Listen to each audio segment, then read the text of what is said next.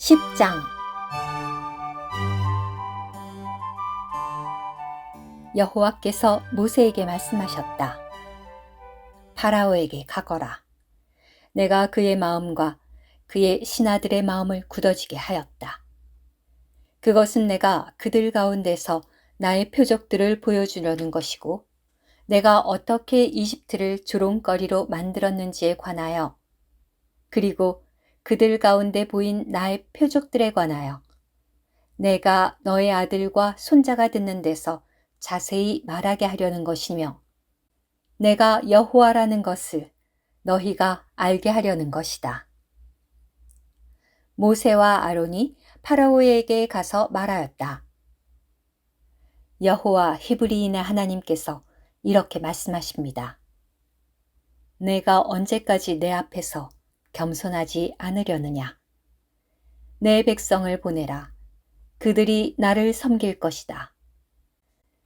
내가 나의 백성을 보내지 않으려 하면 나는 내일 떼짓는 메뚜기들을 너의 영토 안으로 들여보내겠다. 그러면 메뚜기 떼가 지면을 덮어 땅이 보이지 않을 것이다. 메뚜기 떼는 우박을 맞지 않고 남아난 것들을 먹고, 또 들에서 싹을 내는 너희의 나무들도 모두 먹을 것이다. 또 너의 궁전과 너의 모든 신하의 집과 모든 이집트 사람들의 집이 메뚜기 떼로 가득할 것이다.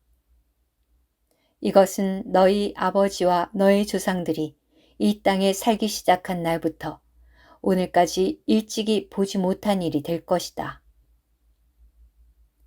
그러고 나서 모세는 발길을 돌려 파라오에게서 떠났다. 파라오의 신하들이 파라오에게 말하였다. 이 사람이 언제까지 우리에게 올무가 되어야 합니까? 그 사람들을 보내주어 여호와 그들의 하나님을 섬길 수 있게 하십시오. 이집트가 망한 것을 아직도 모르십니까? 모세와 아론이 파라오에게 도로 불려갔다. 파라오가 그들에게 말하였다. 가서 여호와 너희 하나님을 섬겨라. 그런데 갈 사람이 대체 누구냐? 모세가 대답하였다. 우리는 젊은 사람과 나이 든 사람을 데리고 가야 하고, 아들들과 딸들도 데리고 가야 하며, 양떼와 소떼도 몰고 가야 합니다.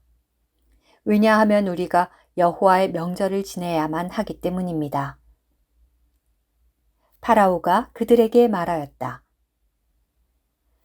내가 너희의 어린아이들을 너희와 함께 보낸다면 여호와께서 참으로 너희와 함께 계시기를 바란다. 보아라, 너희에게는 어떤 악한 일이 있구나. 안 되겠다. 이제 남자들만 가서 여호와를 섬겨라. 그것이 너희가 바라는 것이 아니냐? 그들은 파라오 앞에서 쫓겨났다. 여호와께서 모세에게 말씀하셨다. 내 손을 이집트 땅 위로 뻗어라. 그리하여 떼짓는 메뚜기들이 이집트 땅으로 올라와서 땅 위에 있는 모든 채소, 곧 우박을 맞지 않고 남아난 모든 것을 먹게 하여라. 모세가 이집트 땅 위로 지팡이를 들어 올리자 여호와께서 그 땅에 그날 종일 밤새도록 동풍이 불게 하셨다. 아침이 되었을 때에는 동풍이 떼짓는 메뚜기들을 몰고 왔다. 떼짓는 메뚜기들이 이집트 온 땅으로 몰려와 이집트 온 영토에 내려앉았는데 엄청난 메뚜기 떼였다. 그와 같은 떼짓는 메뚜기들은 이제까지도 없었고 앞으로도 없을 정도로 많은 것이었다. 떼짓는 메뚜기들이 온 지면을 덮어 땅이 어두워졌다. 그것들은 우박을 맞지 않고 남아난 땅의 채소와 나무의 열매를 모두 먹었다. 그리하여 이집트 온 땅에는 나무고 들의 채소고 할 것 없이 푸른 것이라고는 아무것도 남지 않았다. 그러자 파라오는 모세와 아론을 급히 불러 말하였다. 내가 여호와 너희 하나님과 너희에게 죄를 지었다. 그러니 이제 한 번만 내 죄를 용서하고 여호와 너희 하나님께 간청드려 이 죽음이 나에게서 떠나가게만 해달라고 하여라. 모세가 파라오 앞에서 물러나 여호와께 간청하였다. 여호와께서 동풍을 아주 강한 서풍으로 바꾸셨다. 그 바람이 떼짓는 메뚜기들을 몰고 가서 홍해에 몰아넣자 이집트 온 영토에 메뚜기가 하나도 남아있지 않았다. 그러나 여호와께서 파라오의 마음을 굳어지게 하셨으므로 그는 이스라엘 자손을 보내지 않았다. 여호와께서 모세에게 말씀하셨다.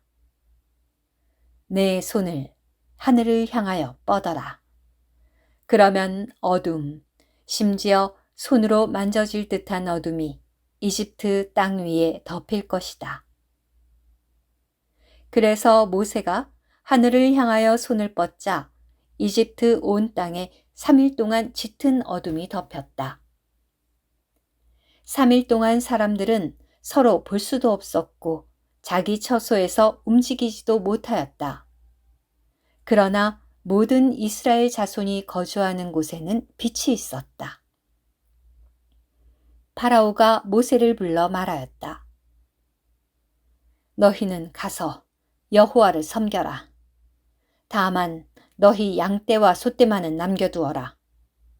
너희의 어린아이들은 함께 가도 좋다. 모세가 대답하였다. 우리가 여호와 우리 하나님께 희생제물을 바칠 수 있도록 파라오께서 우리에게 희생제물과 번제물도 주셔야만 합니다. 우리는 우리의 가축도 몰고 가야만 합니다. 한 마리도 남아서는 안 됩니다. 왜냐하면 그 가운데에서 얼마를 골라내어 여호와 우리 하나님을 섬겨야 하는데 우리가 그곳에 가기까지는 어떤 것으로 여호와를 섬겨야 할지 알지 못하기 때문입니다. 그러나 여호와께서 파라오의 마음을 굳어지게 하셨으므로 파라오는 그들을 보내려고 하지 않았다. 파라오가 모세에게 말하였다. 내 앞에서 썩 물러가거라. 다시는 내 얼굴을 볼 생각을 하지 마라. 내가 내 얼굴을 보는 날 너는 죽을 것이다. 모세가 대답하였다. 말씀 잘하셨습니다. 나도 다시는 파라오의 얼굴을 보지 않겠습니다. 11장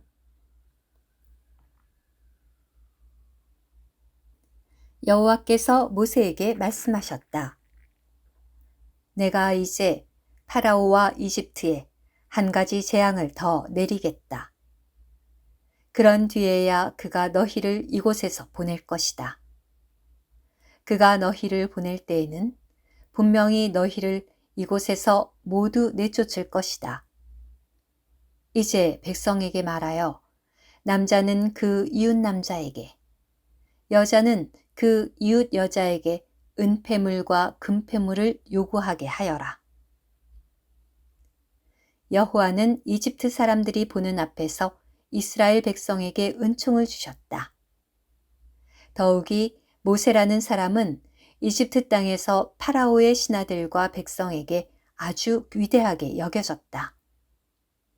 모세가 말하였다. 여호와께서 이렇게 말씀하십니다. 내가 한밤중에 이집트 가운데로 나아갈 것이니 이집트 땅에 있는 처음 난 것이 모두 죽을 것이다. 보좌에 앉은 파라오의 마다들부터 맷돌질을 하는 여자 노예의 마다들까지 다 죽을 것이며 가축의 처음 난 것이 모두 죽을 것이다. 그러면 이집트 온 땅에서 큰 통곡 소리가 있을 것이다. 그와 같은 일은 이제까지도 없었고 앞으로도 다시 있지 않을 것이다. 그러나 이스라엘 자손에게는 개 한 마리도 사람이나 짐승을 보고 짖지 않을 것이다.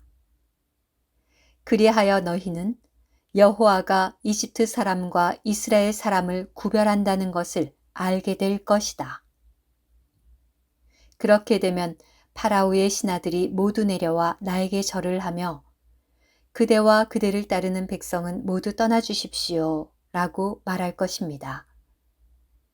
그런 다음에야 내가 떠날 것입니다. 모세는 몹시 노하여 파라오 앞에서 물러났다. 여호와께서 모세에게 말씀하셨다.